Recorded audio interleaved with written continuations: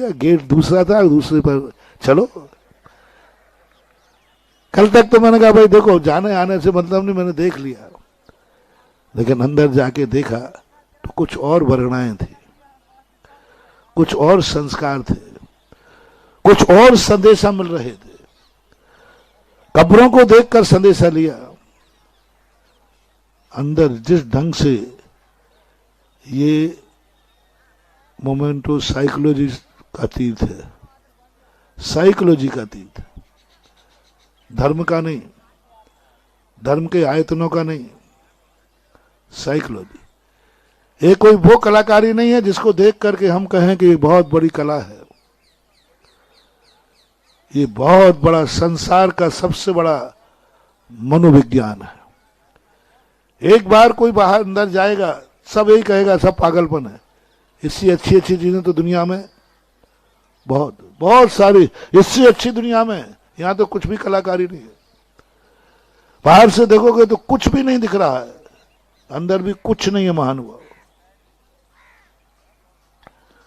न कोई कला है, न कोई मुद्रा है, न कोई आंखों का विषय है, न कोई कानों का विषय है, न कोई मुख का विषय है।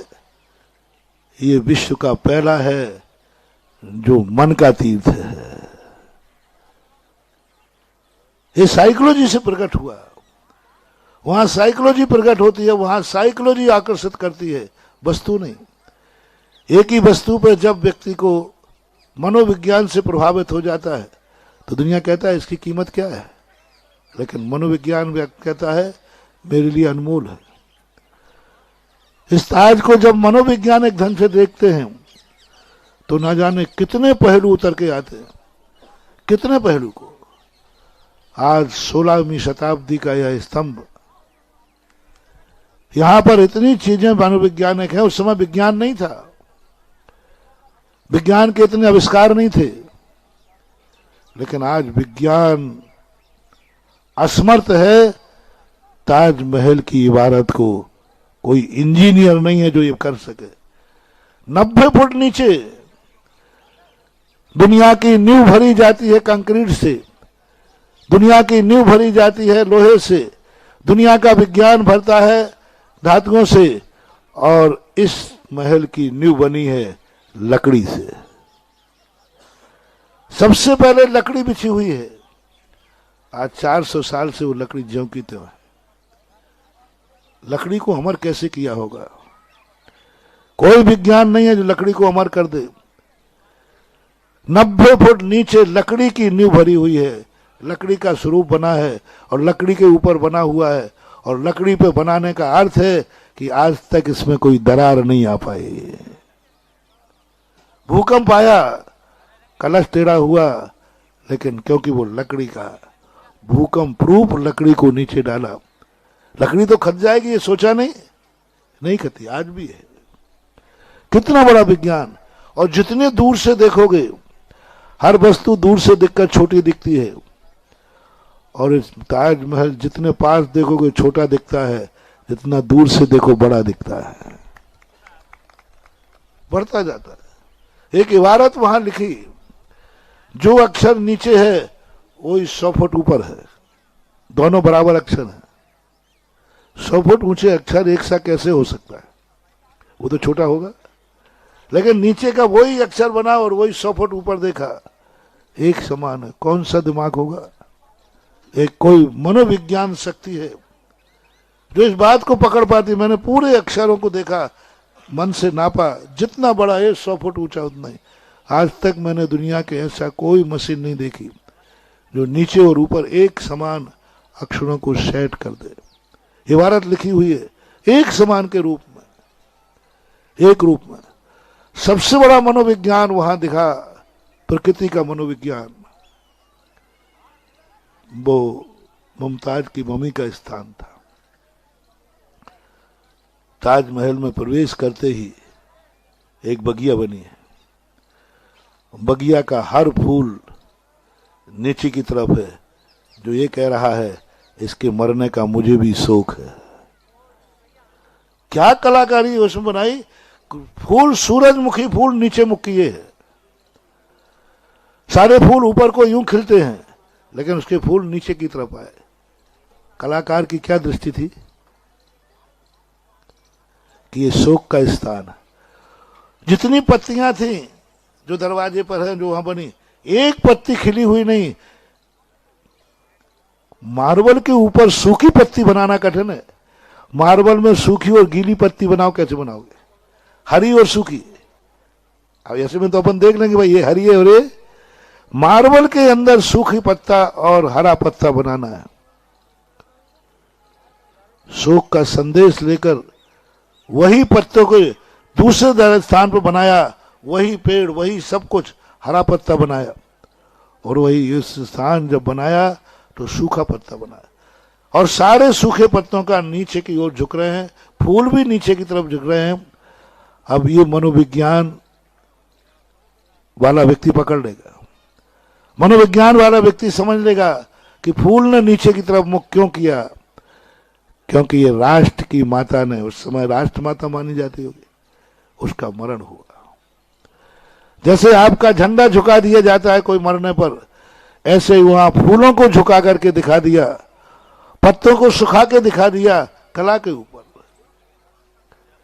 ये जो मनोवैज्ञानिक दृष्टिकोण है, तब मैंने समझा इतनी पब्लिक आती क्यों, कौन खींच रहा है?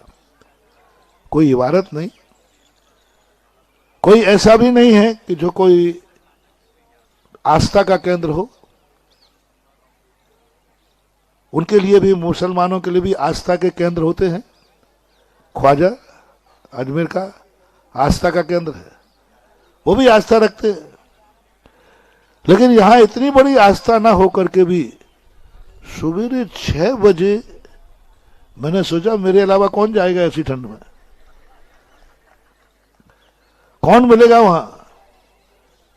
जब मैं अंदर गया, कम से कम 10,000 लोग अंदर घूम रहे थे, लाइन लगी थी। हमें तो सेकंड रास्ते से ले गए, पहले रास्ते से तो मैं अभी तक लाइन में लगा होता। और वहां रास्ते से लेकर के मैंने कहा क्यों, क्या देखने आ रहे हैं यहां, क्या है? तब मैंने जब एक एक चीज को बारीकी से देखा, और देखने के बाद मैंने कहा ये है विश्व का सबसे बड़ा मनोवैज्ञानिक तीर्थ,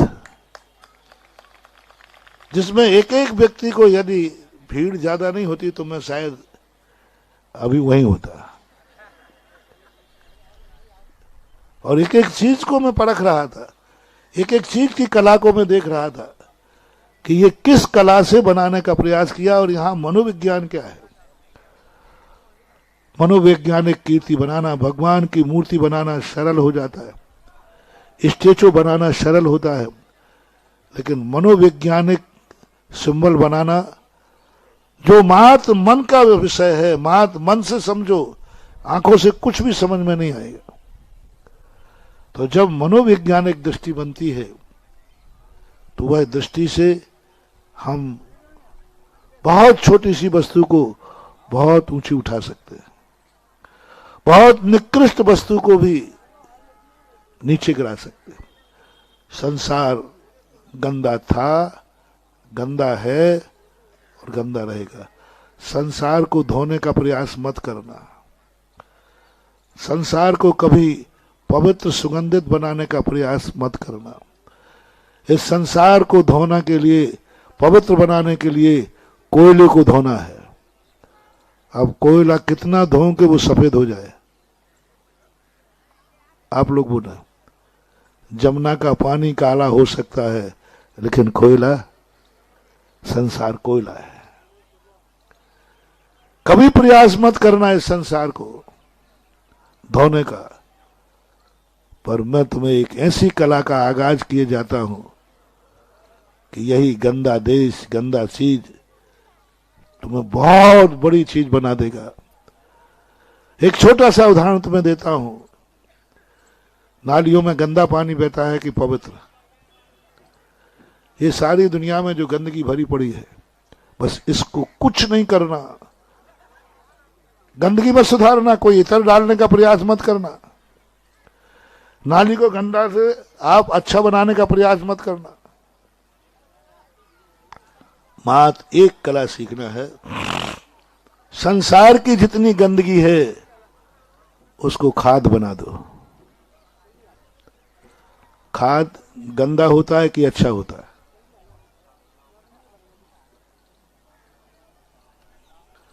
गंदगी अच्छी होती है कि बुरी होती, पहले बताओ? बुरी होती। लेकिन उसी गंदगी को यदि खाद बना दो, इन नालियों को कभी पवित्र मत करना, ये कभी पवित्र नहीं होंगे। इन नालियों का अंतिम मोहरा किसी कछार की तरफ मोड़ दो, ये नालियां तुम्हें वो सुगंधी देंगे कि दुनिया में तुम ऐसा मान नहीं पाओगे। खाद को मोड़ दो, थोड़ा खाद बना दो, गंदगी नहीं। मैंने नाम बदल दिया। अभी नाम क्या दे रहा था? गंदी थी, गंदी है, गंदी रहेगी। हर संबंध गंदा है, बस इसको गंदगी का नाम थोड़ा सा बदल दो। स्वरूप नहीं बदलना, और गणका के शव को नहीं बदलना, ताजमहल को नहीं बदलना, ताजमहल को नहीं बदलना। मां थोड़ा सा बदल दो। राग को नहीं बदलना, भीतरागी नहीं करना। राग तो राग ही रहेगा। दंपति को मां मत बनना, मां मत समझना। दंपति तो मां ही रहेगी, दंपति तो दंपति ही रहेगी। मैं कर सकता हूं यदि आप कहो तो, आपकी पत्नियों को आपकी मां बना दो। नहीं, आपकी राय होता, मुझे पूछने में कोई बुराई नहीं है। जो पत्नी है वो सदा पत्नी ही रहेगी, वो तुम्हारी मां नहीं बन सकती। और जिसकी मां बनेगी उसकी वो पत्नी नहीं बन सकती। इसलिए पत्नी को मां बनाने का प्रयास मत करना, नहीं तो मामला बहुत खतरे में पड़ जाए। जिसकी पत्नी है वो पत्नी जिंदगी भर रहेगी। लेकिन वही पत्नी स्वयं स्त्री को अपनी मां तो नहीं बना सकता, लेकिन एक पुण्य कर सकता है कि अपनी पत्नी को किसी की मां बना सकता है। स्वयं की मां बन मिलना और दूसरे की मां बनाना, पहला कार्य तो असंभव है। अब दो में से एक कार्य करो जो आपकी पसंद हो। या तो सभी लोग अपनी पत्नियों को आज से मां मानना शुरू करो। सब लोग मम्मी कहेंगे और मम्मी के सभी लोग पैर छुएंगे, क्योंकि पत्नी को आज से हमने क्या मान लिया? मां। ये संभव है? नहीं, हो जाए तो मुझे कोई ऐतराज नहीं है। इससे अच्छा तो और कुछ हो ही नहीं सकता। आप लोगों को पति को पिता मानना है, मान सको तो करो। बोल दो, नहीं बोलो, आप लोग बोलो। पहला जादू चलाओ, पत्नी को मां, पति को पिता। प्रस्ताव पास करूं? हाथ तो हिला दो। नहीं नहीं नहीं नहीं महाराज, आफत हो जाएगी, आप गड़बड़ मत करो। अब दूसरा रास्ता है कि तुम तो पिता मत जैसे हो वैसे ही रहोगे, अब तुम उसको मां बना दो। किसी की मां बन जाए वो, और पुरुष किसी का पिता बन जाए। बस संस्कार तुम्हारे अंदर आ गया। वो गर्व से कह सके ये मेरा पिता है, वो गर्व से कह सके ये मेरी मां है। कहीं ऐसा ना हो जाए कि बेटे का जन्म हो, ना मां बेटा कह पा रही है, ना बेटा मां कह रहा है। ऐसा लावारिसपना नहीं जीना। ये है संस्कार, ये है जिंदगी का। बस अब खाद बन जाओ तुम लोग।